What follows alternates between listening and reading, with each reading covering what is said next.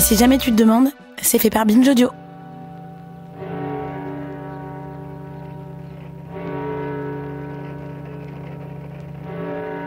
Paris au petit jour a des airs de province, des murmures de ruelles, des soupirs. Paris le matin n'ouvre un œil qu'à regret et savoure dans le creux de son lit les dernières minutes de son repos. C'est dans le 18e arrondissement de Paris que Nathalie grandit, d'un père chaudronnier et d'une mère vendeuse. Alors qu'elle est encore une petite fille, elle échappe de près à un placement en foyer, la DAS ayant considéré que leur logement familial était insalubre.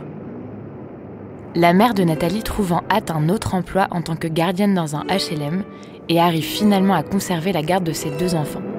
D'où vient-il? Où va-t-il? À quoi songe-t-elle? Tous les espoirs, toutes les misères, toutes les joies de la vie se croisent ici, se frôlent et s'ignorent, se rencontrent parfois, dans un sourire ou dans une larme. Nathalie grandit donc dans ce contexte-là, où se jouent devant ses yeux des rapports de pouvoir à la fois cruels, binaires et très banals, en tout cas c'est comme ça qu'elle l'analyse, où l'on est soit du bon côté de la barrière, soit du mauvais. Paris, voyez-vous, s'habitue mal au XXe siècle. Et il y a bientôt 60 ans que cela dure.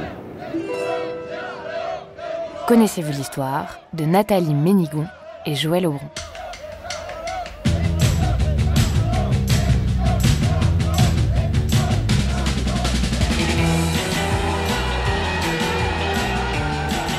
C'est l'affrontement.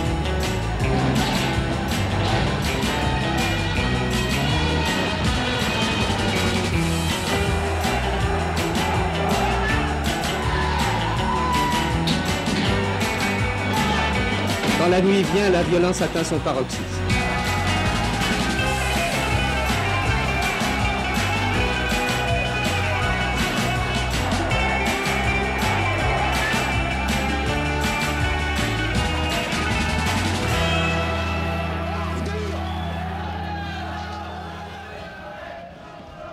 À l'âge de 18 ans, Nathalie arrête ses études et devient caissière dans un Monoprix, puis, ironie de l'histoire, vous allez voir, employée de banque à la BNP. C'est là qu'elle participe à sa toute première grève, qui dure plus d'1 mois. Cette expérience est une grande libération. L'ambiance est à la fois joyeuse, bon enfant, émouvante, mais elle se solde par une répression violente de la part de CRS, venus en nombre pour casser le mouvement.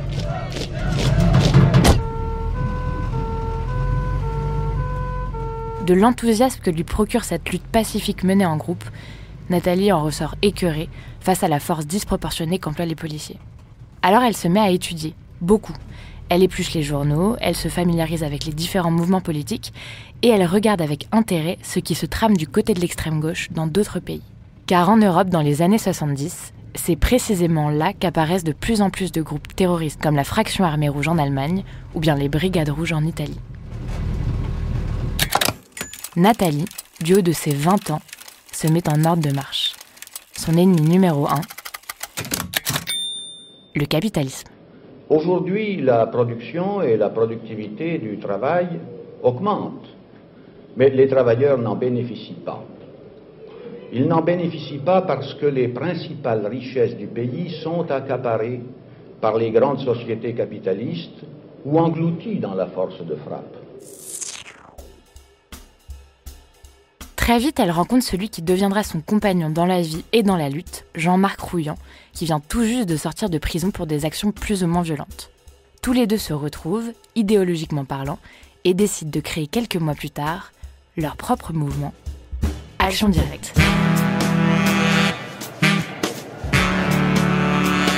L'idée est de créer un groupe autonome qui a pour objectif de renverser l'État capitaliste par la lutte armée. Ils veulent dénoncer le patronat, la spéculation immobilière, la politique africaine de la France, lutter contre l'impérialisme capitaliste, les symboles de puissance de l'État. Et enfin, ils veulent défendre le prolétariat. Pour eux, la lutte se résume ainsi.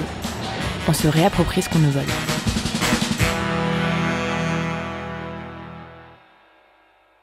En quelques semaines, cette petite bande s'organise. Une première action a lieu le 1er mai 1979, lorsque Nathalie et son compagnon mitraillent, à visage découvert et en plein jour, la façade du Conseil national du patronat français, devenu aujourd'hui le MEDEF. Cette première attaque conforte Nathalie dans l'idée qu'il faut mener ce combat le plus loin possible et que la violence est un outil.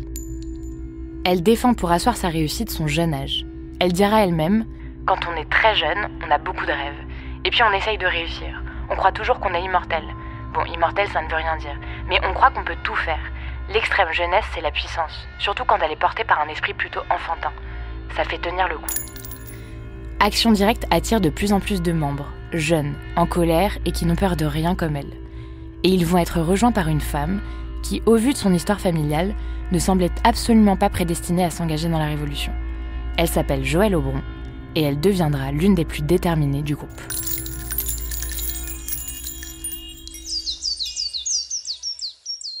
Joëlle Aubron, contrairement à tous les autres membres d'Action Directe, grandit dans une famille bourgeoise, catholique, aimante et soudée. Elle jouit de maisons de campagne, de châteaux de famille, de scolarisation dans des écoles privées. Elle est née du bon côté pour le coup. C'est une réforme de l'enseignement qui pénalise les plus pauvres qui la motive à aller manifester pour la première fois. Et puis elle rate son bac et commence à l'âge de 17 ans à fréquenter des squats autonomes parisiens.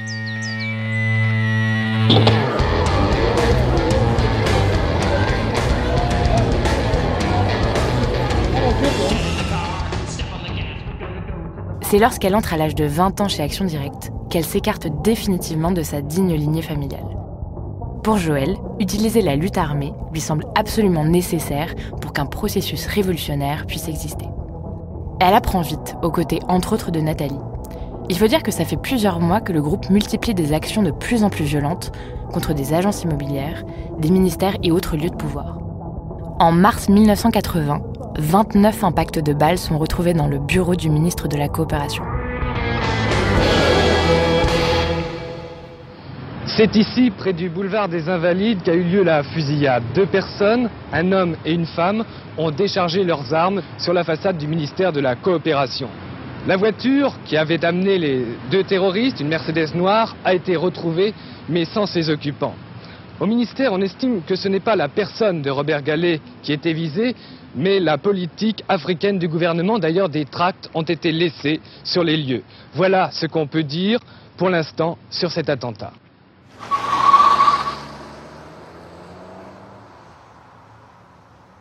Forcément, leurs actions nombreuses, visibles et souvent effrayantes, aboutissent à des poursuites. Des suspects vont être arrêtés, jusqu'aux 2 membres fondateurs.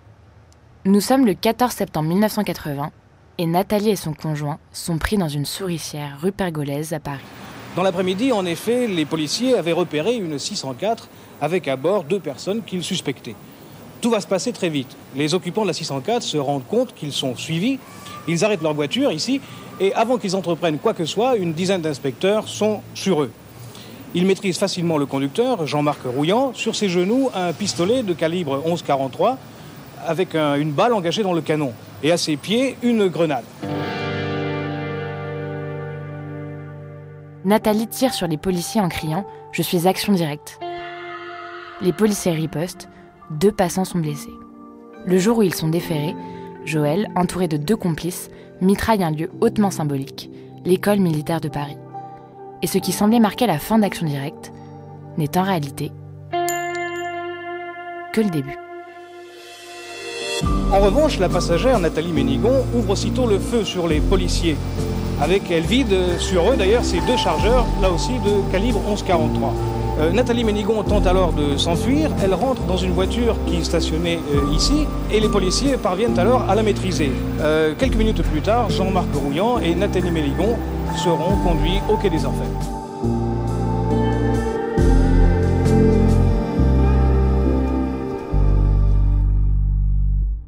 Un an plus tard, la France a changé de majorité. 5, 4, 3, 2, 1. François Mitterrand est élu président de la République. Nous sommes en 1981 et le candidat socialiste François Mitterrand vient d'être élu président de la République, succédant à Valéry Giscard d'Estaing. Comme il est de coutume à chaque élection présidentielle, ce nouveau gouvernement a fait voter une loi d'amnistie qui permet de libérer un certain nombre de détenus, dont le conjoint de Nathalie, Jean-Marc Rouillant.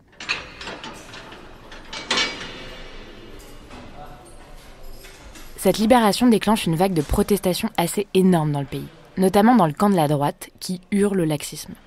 Ils font même circuler d'étranges rumeurs comme celle d'une potentielle complicité entre les membres d'Action Directe et le Parti socialiste.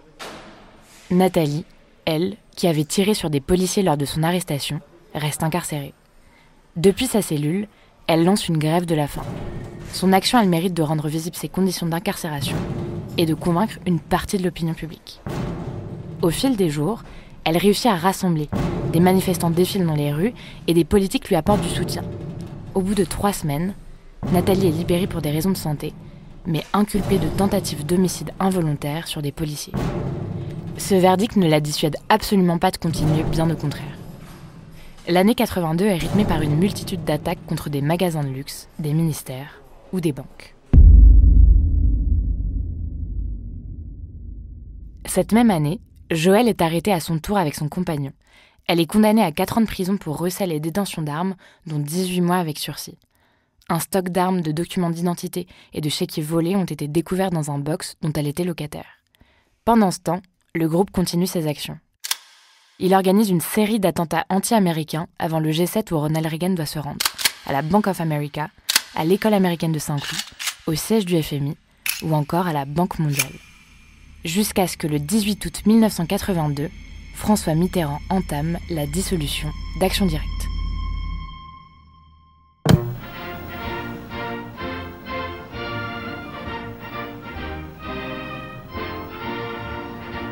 Ce mouvement clandestin, composé de partisans d'actions violentes, en contact avec des mouvements extrémistes étrangers, prônait la lutte armée en utilisant des méthodes terroristes. Cette organisation tombe, tant par ses structures que par ses objectifs et ses activités, dans le champ d'application de la loi du 10 janvier 1936 sur les groupes de combat et milices privées. Tandis que Joëlle est toujours en prison, Nathalie, aux côtés de Jean-Marc Rouillant, entre dans la clandestinité à Paris et en Belgique et radicalise ses actions. Dans le groupe, on ne s'entend plus forcément sur la stratégie. Nathalie et son compagnon sont favorables à une internationalisation de la lutte armée. Leur objectif est de faire front commun avec les brigades rouges italiennes, la fraction armée rouge allemande, les Belges et les Palestiniens. Puis, Joëlle est libérée de prison. Elle, Nathalie et son conjoint, Jean-Marc Rouillant, deviennent inséparables. Au trio s'ajoute Georges Cipriani. Les 4 deviennent les têtes pensantes et les visages identifiés d'Action Directe. Le 27 mars 1984, un général de gendarmerie est tué lors d'un hold-up à la BNP. Le 2 août 1984, des explosifs sont déposés dans l'Agence spatiale européenne, on compte 6 blessés. Le 23 août 1984, une Renault chargée d'explosifs est placée devant l'Union de l'Europe occidentale.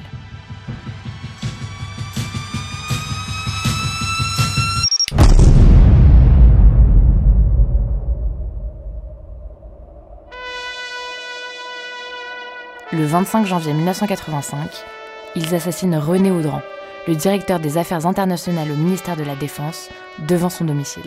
Les autrices de ce crime, Joëlle et Nathalie.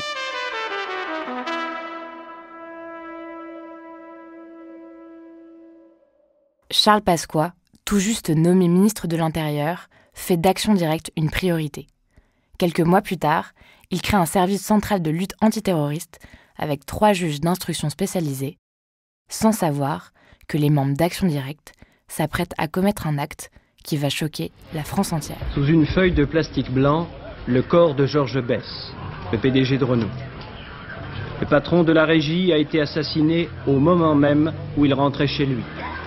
Son chauffeur venait de le déposer. Il était aux environs de 20 heures.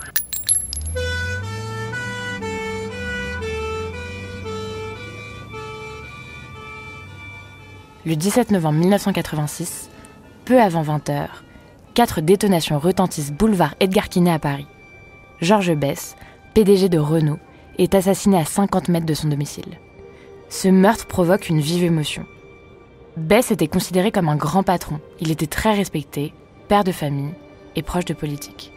Les autrices derrière ce drame, là encore, Nathalie et Joëlle. Pour l'opinion publique, découvrir que 2 femmes sont capables de réaliser un tel crime suscite de l'effroi. 2 femmes qui semblent aussi déterminées, calmes, qui savent user des armes comme les hommes et qui ne prennent même pas soin de cacher leur visage, ce n'est pas dans l'ordre des choses. Nathalie déclara à ce propos : Ce groupe est constitué de politiques et non pas de voyous. Il agit sans masque et quand il doit tuer une personne, il n'a aucune raison de tirer sur l'entourage. La presse de l'époque s'insurge à coups d'éditos. La Croix signe « Ce sang répandu un soir sur un trottoir de Paris est d'abord celui d'un homme, d'un père de famille, d'un être qui aimait et qui était aimé. Ce crime odieux est un crime absurde. » Le 15 décembre, un attentat à la bombe vise l'ancien ministre de la Justice Alain Peyrefitte. Son chauffeur est tué. Des affiches de recherche de Joël, Nathalie et de leurs complices en cavale sont placardées partout en France. Ils deviennent les ennemis publics numéro 1. Partout on se demande, mais qui pourra les arrêter ?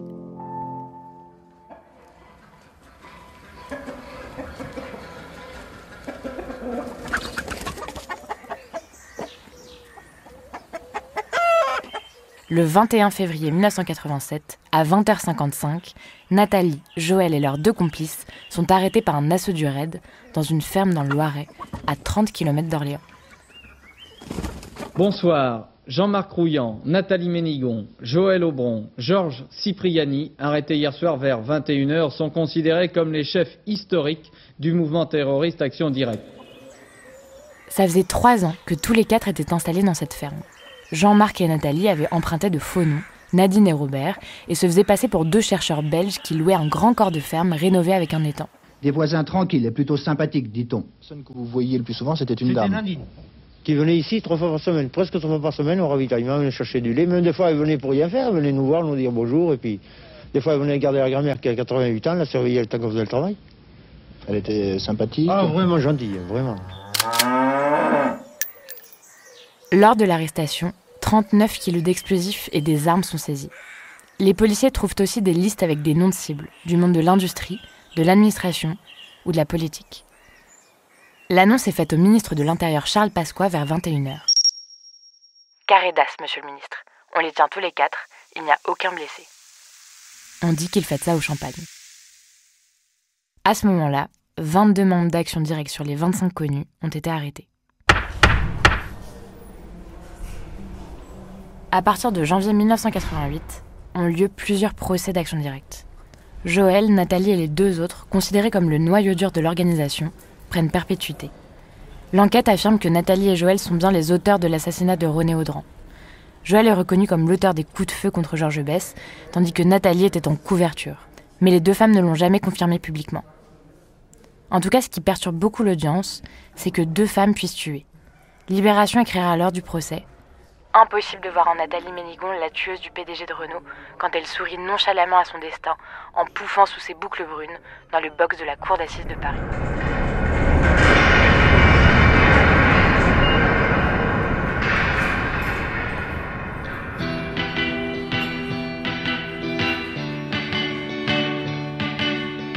En prison, Joël et Nathalie souffrent d'un traitement encore plus dur que celui des hommes.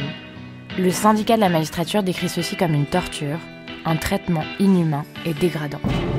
Placées à l'isolement, elles ont été soumises à des fouilles à répétition, des changements de cellules fréquents et se sont vues interdire de participer ensemble aux activités, ne pouvant se rencontrer qu'aux heures de promenade.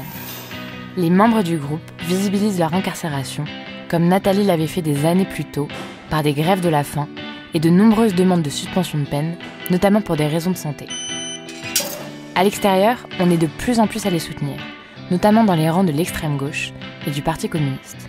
La Ligue française pour la défense des droits de l'homme et du citoyen dénonce les conditions de détention des membres d'Action Directe et demande leur libération. Ils deviennent des figures dans la lutte contre le mauvais traitement en détention.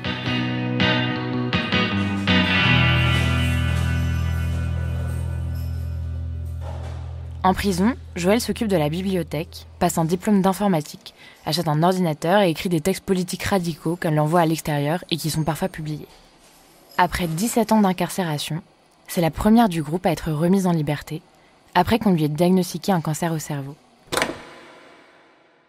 Dès sa sortie, Joël déclare « La libération de mes camarades est une bataille toujours en cours ». Elle rejoint ses parents dans leur maison de Lyon pour se soigner et meurt à 46 ans, 2 ans après sa libération. Nathalie, quant à elle, se blesse volontairement pour dénoncer le manque de soins. Dépressive et malade suite à 2 AVC qui la rendent hémiplégique, elle demande elle aussi sa libération. Des rassemblements sont organisés pour la soutenir.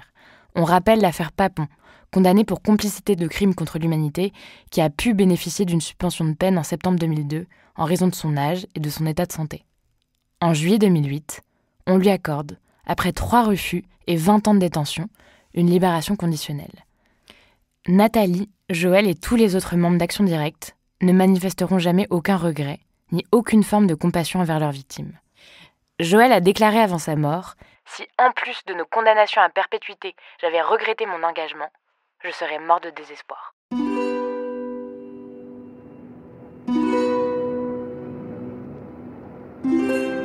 Les années 80 ont été marquées par des actes de violence extrêmes.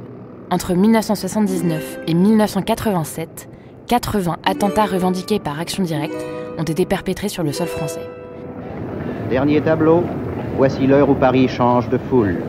Les gens du travail qui n'ont pas vu le ciel, qui n'ont pas vu Paris, se grisent à petits pas, ont la tête qui tourne, d'amour et de fatigue.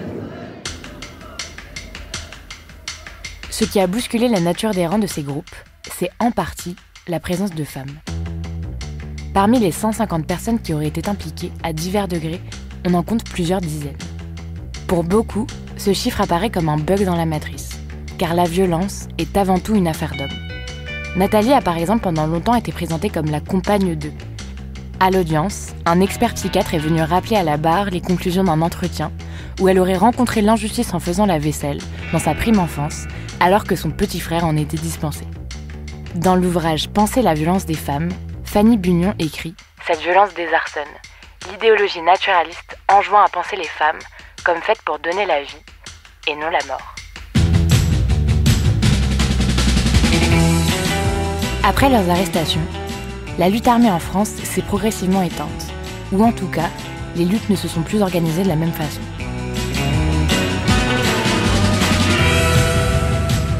Pourtant, les termes de terroristes d'extrême gauche sont employés très largement par un certain nombre de politiques, notamment pour qualifier des actions pacifistes. Ce n'est ni nouveau, ni anodin.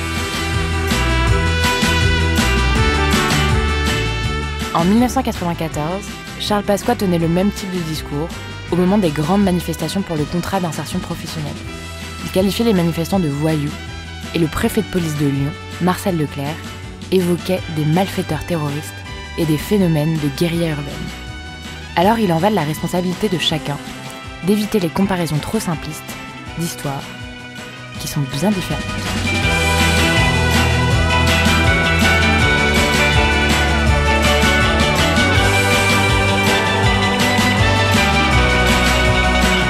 Héroïne de cette histoire, Nathalie Ménigon et Joël Aubron. Autrice et narratrice, Juliette Livartowski. Prise de son, Elisa Grenet. Réalisateur, Paul Berthiaud. Productrice, Charlotte Bex. Recherchiste, Cyrine Azoulay.